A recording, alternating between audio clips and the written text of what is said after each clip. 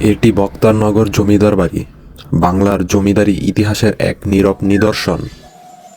British শাসনামলে নির্মিত এই স্থাপনাটি একসময় ছিল স্থানীয় প্রশাসন ও সামাজিক কর্মকাণ্ডের কেন্দ্র। প্রশস্ত উঠান, উঁচু খিলানযুক্ত দরজা ও জানালা, ইট, চুন, সুরকির নির্মাণশৈলী সবকিছুই সেই সময়ের স্থাপত্য রুচির পরিচয় বহন করে। জমিদার বাড়ির ঠিক পাশেই অবস্থিত একটি প্রাচীন মসজিদ। এটি ছিল এলাকার ধর্মীয় জীবনের গুরুত্বপূর্ণ অংশ।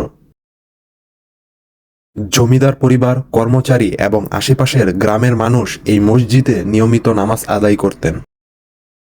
জমিদার বাড়ি ও মসজিদ এই দুই স্থাপনা এক সময়ে তৎকালীন সমাজের প্রশাসনিক ও ধর্মীয় কাঠামোর একটি পূর্ণ চিত্র তুলে ধরে।